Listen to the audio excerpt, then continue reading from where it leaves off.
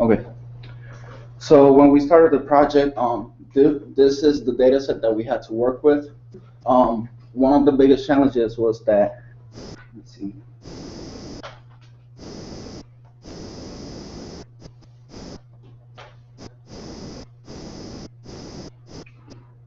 I can't find the API right now, but okay. So they have the data in JSON format, which is great because I didn't have to like scrape like a HTML table and have to go like through every single data row. And if you ever done that, scraping that kind of data, you know it's horrible. So we have some JSON data, and we got to work with that. The biggest thing about the app is that when the city does an inspection, they do like, let's say there's 20 McDonald's in the city. That same one McDonald's might be inspected multiple times throughout the year, but they count as separate inspections. So what our parsing does is that we try to eliminate like we try to find like writing errors in the names of the restaurants. So that way we cluster every address and every restaurant together. So that way we can see a history throughout every inspection for a particular place. So if you look in the app, let's see this one. So this is a history of how many times that place has been inspected. The way it's done is that we literally take the name of the place and the address and we correlate them together, and then we match. Let's say we have a Burger King, we match every single Burger King together. So we have a branches model where every branches will hold every Burger King, and then every facility will have every inspection for that facility. So that was the data clustering that we did for that, and the effect is that versus having people look at individual records in the database, they can't really find out anything from looking at one record. They might want to see, how this place has done over time. We got data from the city on schools, anywhere at all that serves food, period. So let's see. This is the school I went to in high school. So that was my school. Yeah, and that was during the period I was there. Let me try Roberto Clemente. Just a quick pause right there. One of the really interesting things we noticed in playing with this data is the last time that this place was inspected was in 2012. Mm-hmm. So, sort of like, what we'd love for you guys to do is play with it, because some of the things we want to integrate, Dan O'Neill built the food poisoning. Foodborne Chicago. Foodborne Chicago. So we want to sort of link up, if a place has not been inspected in a year and you're eating there, can you use this app to request an inspection? A lot of times the failures come from people complaining about rats, improper food safety or food handling procedures, and such. To give some background on Foodborne, Foodborne is a smart Chicago app built by Joel Olson and Corey Nissan that essentially listens to Twitter in Chicago for tweets about food poisoning, and then turns those tweets into 311 requests, sending food inspectors to that restaurant. Awesome. All right. So we have the whole database. We're playing with it. We're building the search mechanism to it, and we added this sort of Easter egg where whatever you search, we will search like the facility names, but also we will search the comments. And we were surprised that it didn't, it loaded pretty quick, considering that every inspection might have like 8 comments or 1 comment, but the comments are pretty long. So just using the MySQL like operator, it worked. For some reason, it was awesome. So you could search like rats, cockroaches. The one thing that we're limiting on the search is that we're not allowing like 2-letter or 3-letter searches, because searching for a 3-letter string would take a lot of time. So the only limitation is that the string has to be 4 characters long. So if there's a single rat.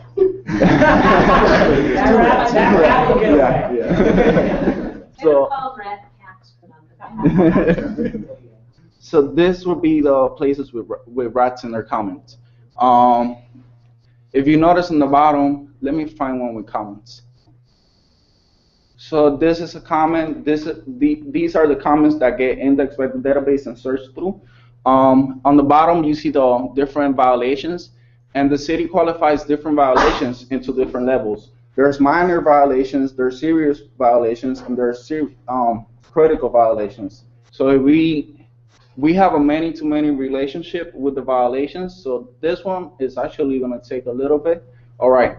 So that's everybody who committed violation number 18 in the last year. At the beginning, we were showing everybody throughout time, but the database was too big to show everybody since 2010. So we're calculating everybody from the last 365 days. So if you want to see, take a look at the violations. They all have the many-to-many relationships with the places that got inspected throughout the year. So this would be everybody who committed a serious violation. This one, let's see. So that's all those are the different inspections, and the different inspections will have the relationship with the different times they got inspected throughout time. Let's see. On our table, we have this is like a quick show of the last 100 inspections. There's also a little backend built in, which is not actually documented, but it supports backbone routes. So that would be everybody passed, and that would be everybody failed. So the latest fails, and that's used on the home page to show you guys can't see it, but up here it's in the last week, this many places failed, this many places passed. So I mean, I think this is a cool index of the database, but we really want to do is have people look at the data, because we're not actually looking at the data statistically yet. So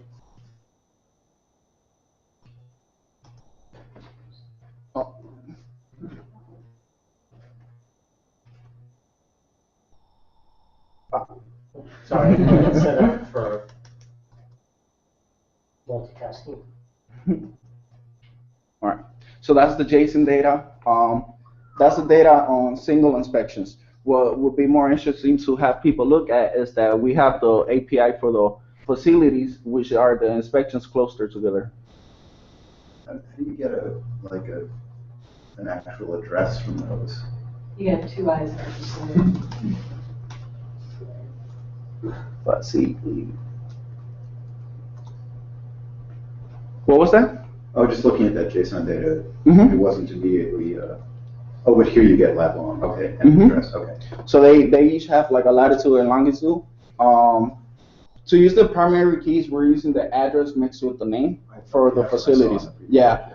It would have made more sense to use the latitude maybe for some people, but I just guess that they didn't really have the latitudes and longitudes, and they were using a geolocation API giving them the address.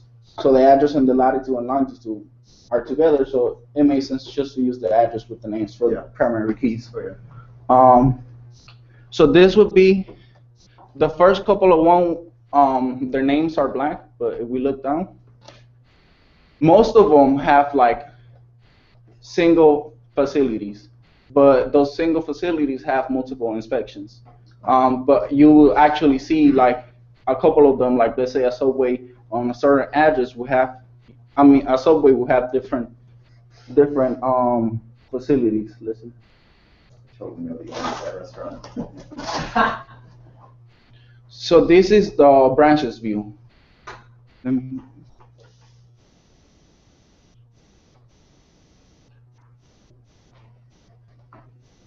trying to find one with multiple.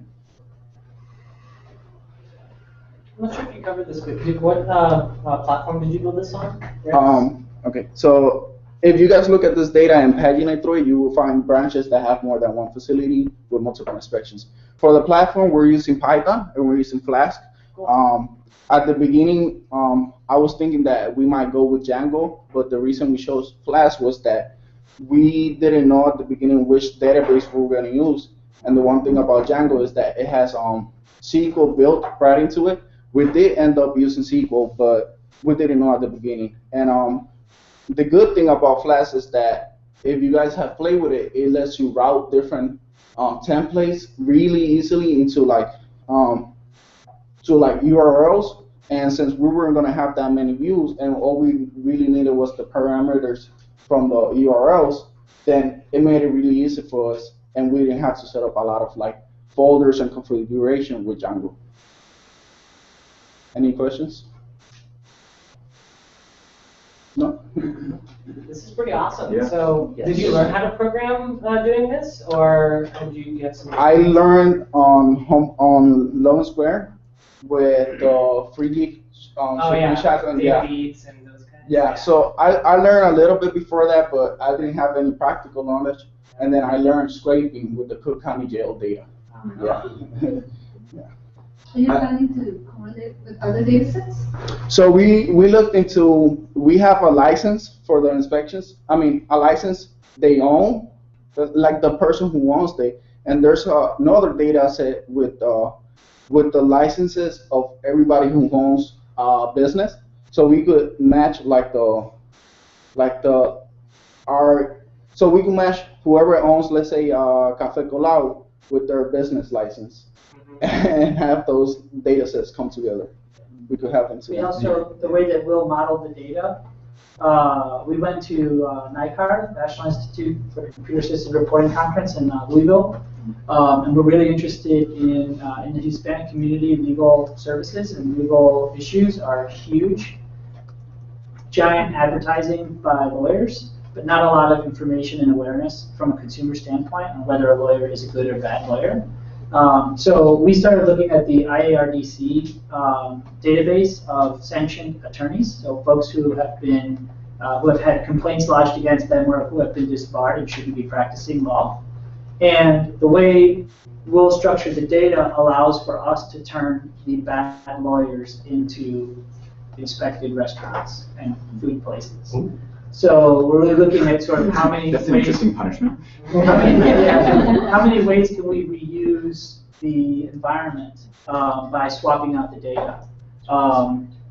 It's responsive, it's super fast, it's super light, and so now we're sort of, to your question, yes, very much interested in identifying other data sets that have a direct consumer informational opportunity. The IARDC data is terrible.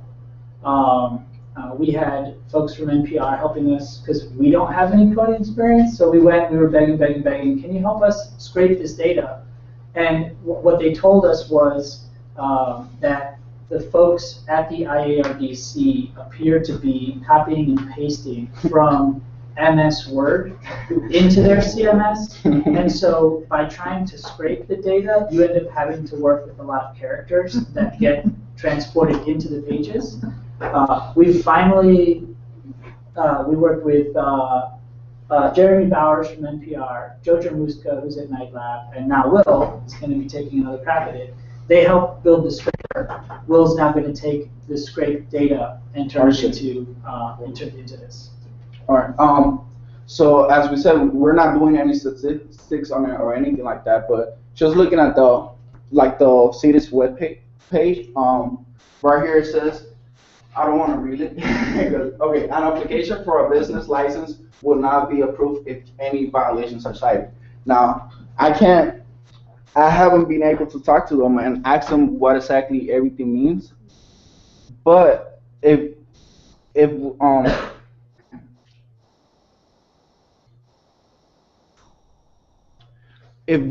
there's a inspection type, and those fields sometimes have a license. So how they're saying their inspection is a license inspection, they can't have any violations, or otherwise they will be failed. So if our inspection type field equals license, it's the same. It means the same thing. This is a query on the API that is querying for everybody whose inspection type of their license is license, and their violation counts for greater than 1. So this, if this means what we think it means, there's 18,000 records. So 1,800 records of people who might if it means what we think, shouldn't have passed their inspections. And that's just from reading their homepage. So that if you guys want to look at the data. The last thing I want to talk about, on the home map, we wanted to have like a autocomplete feature, but we have over 60,000 records of data, and I was loading every name that I knew about. It was around 20,000 records, so it wasn't gonna work. What we decided was that take advantage of it and load just the people around, so the restaurants nearby the person, using geolocation API, and using those same names for the autocomplete feature. We might add the autocomplete for the rest of the pages, but right now it's only on the home page. But still, in order to know if the person was nearby, SQL doesn't have, at least SQL Alchemy for Python doesn't have geolocation built into it. So we didn't know how to query the data, so I was querying the data first, loading those 30,000 records and using the Harvard sign formula to decide whether somebody was nearby or not. So it was the same because you're loading this many records and then iterating through every single one of them. It takes a big pain for the mobile phones. It will freeze. So a little trick that I learned is that using trigonometry, you could grab the person's geolocation, and those are 2 points. Let's say X and Y. And if you add a number to, so you add to that point towards this axis and then up. So you make another point up here, and then another point up here, down here. So you subtract towards down and then subtract. You add and then add. So you will have 1 point over here, 1 point over there, and then you query the database for the locations, for their latitude, for their latitudes are less than this, and the longitudes are less than that, and then the same over here. And like just like that, you get it like a square, just using like the subtract and minus operators on the client side. You're literally just adding 1 point and then adding another one, so you're only adding and subtracting, and then using the greater than and equal than operators, you can query the database without having to do no crazy formula or nothing like that. I have a question. Is there any way to change that? So like your current location, is there any way to like drag to somewhere else so that you can get different values? Like say if you wanted to see like what neighborhoods were like in, I don't know, like in Bronzeville, would you be able to like see a map of all the restaurants there? Like how do you change your latitude? If you're a hacker, you could go to the console and change. No, but that's a good idea. We could add like a search box. Rather, we probably use another API instead of searching by geolocation, search by address, so it's more friendly. But yeah, that's a good idea. I thought about it because when you're remember this, when you're developing for mobile and you use the iOS simulator, your geolocation will be San Antonio. So don't worry if it's not the right one. So you actually have to switch the address, and it gave me the idea, but then I was like, maybe people don't want to do that. But if you think that that's good, I'll probably add it to it. Is the app internationalized at all? I mean, can you switch languages to Spanish or to another? No. There's probably an easy way to do that because Flash with the templating lets you do like custom functions and stuff like that you could bring into the templating. But I haven't looked into it. I was hoping that with Chrome's, like translate, like with their auto translate, we just translate if it needed to be. The trick with that, so yeah, there are plugins that will let you switch language, but the trick would be the data source is obviously in English, right? Yeah. And I've heard, yes, you can use Google Translate, but it's probably, it's not. But I mean, the interface components could be. Yeah. So, yes, absolutely. You could definitely change all the stuff that you guys have. Where it says you know. Yeah. How do you guys get the data? Do you scrape pull it from the city's website every night or something like that? I want to see if I can find the source again. Damn it. Brother, with that latitude longitude trick, did you just kind of stumble upon that? So I was. That's a trick that people use all the time. If you don't have like a geospatial database, you can just hack it with a greater than or less than.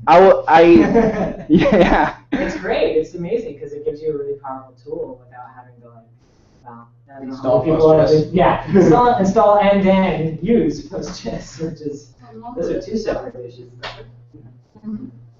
But Mongo comes with its own set of schema-less data Yeah. migration That's right. assholes. Yeah, Mongo does give that stuff to you in a lot easier way. Yeah, so you use their JSON endpoint, yep. Mm-hmm.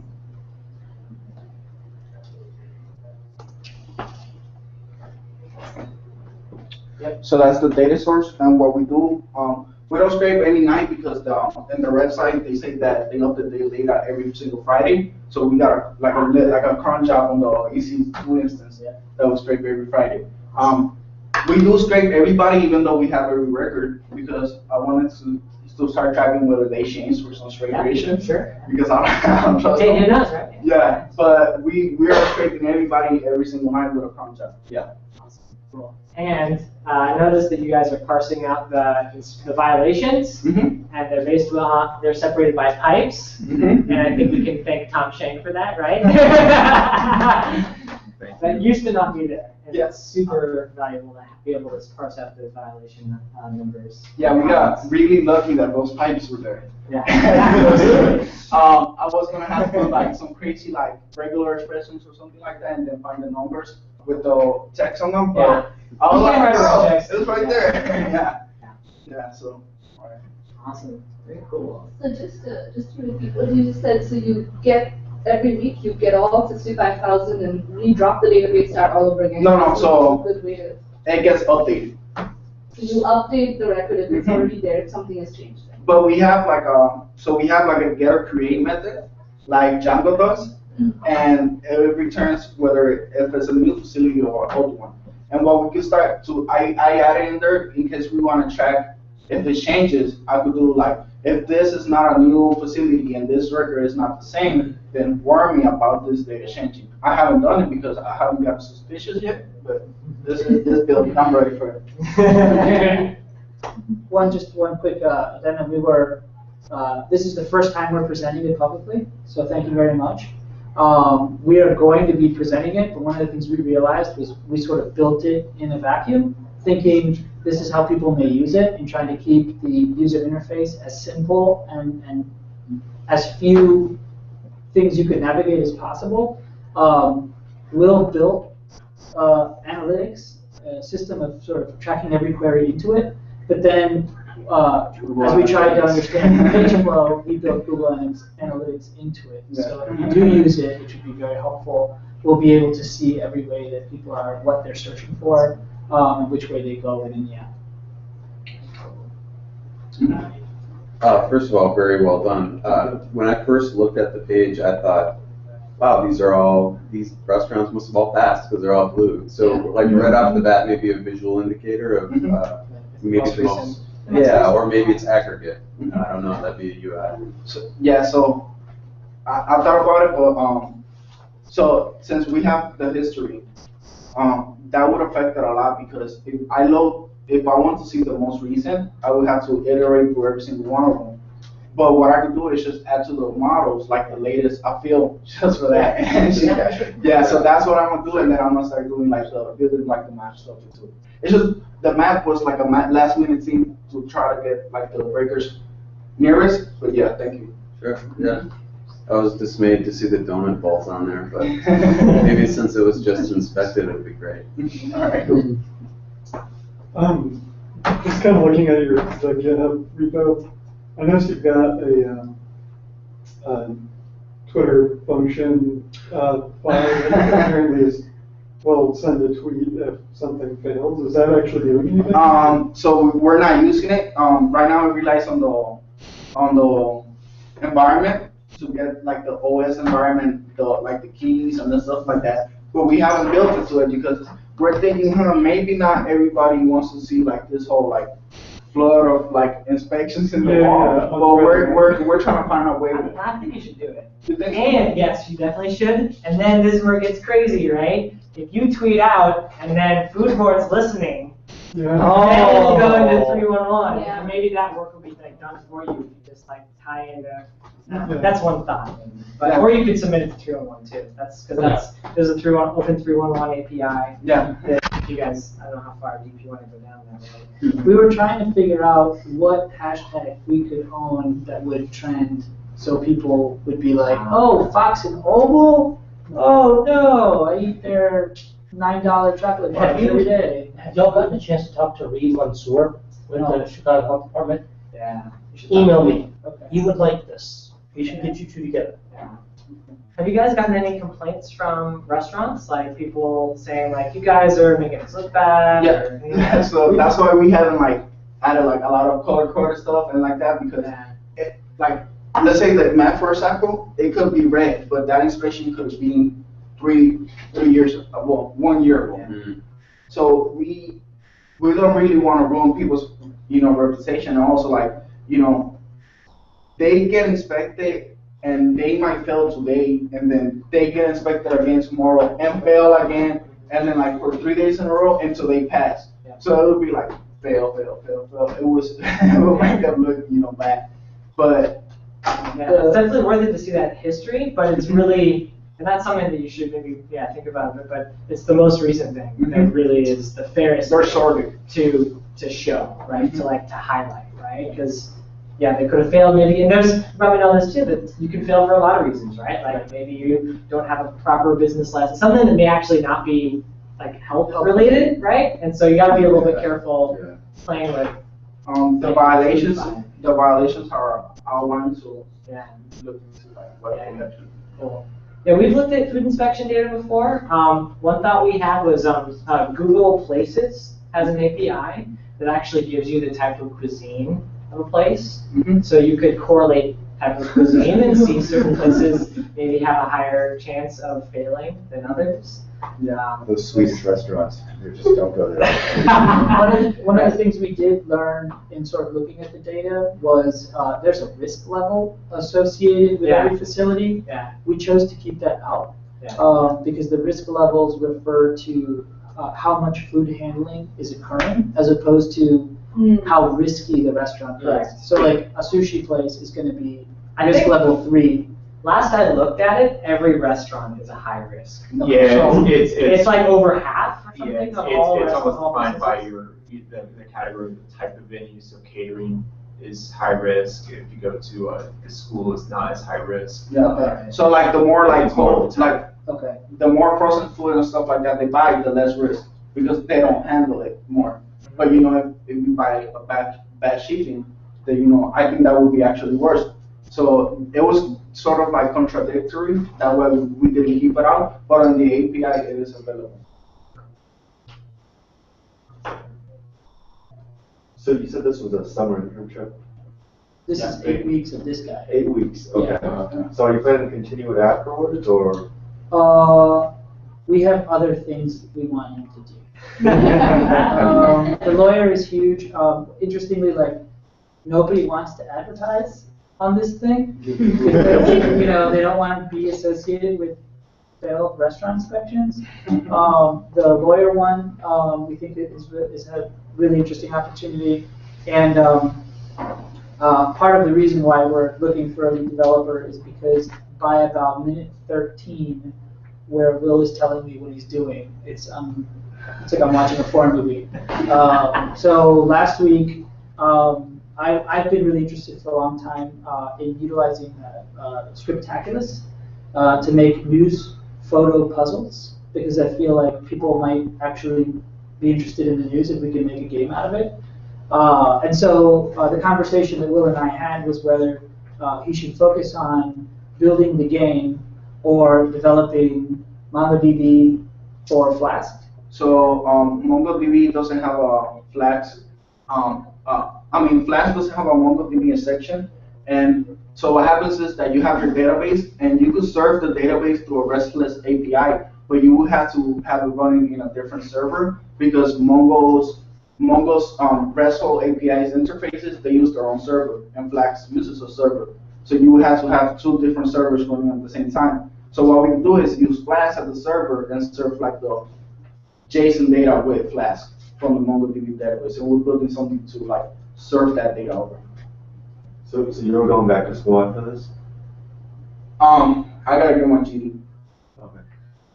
Well, it's really cool. In 8 weeks, that's. Yeah, right? I mean, it's clear you learned a ton. Yeah. This is, If So what we- questions about philosophy Mongo, Eric and I are working, it's one of the projects we're working on. yeah, So- you should talk to those guys for sure. Okay, so what we tried, what we are most pleased with is that the environment, the talent, the feedback makes this possible, right? And Will has had a lot of support from the News Apps team. He's at Scrum every day. We try to keep the fact that this is an internship. It's not a you better do this or we're going to have words. And so what we want to do is foster the fact that this is the kind of environment that if you want to code and get paid to do that in a way that's not ancillary to other projects, we want to be that place. Because there are very few places where you can actually do that and make any money in Chicago.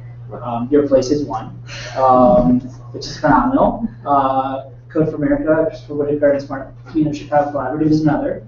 And so we really want to keep participating and contributing to the space. So yeah, we expect to continue the internship at OI indefinitely. Next summer we'll probably have 2 internships, but in the fall, which would start September, we'll have another internship. Cool. Well, thanks guys a lot. This is great. Thank you.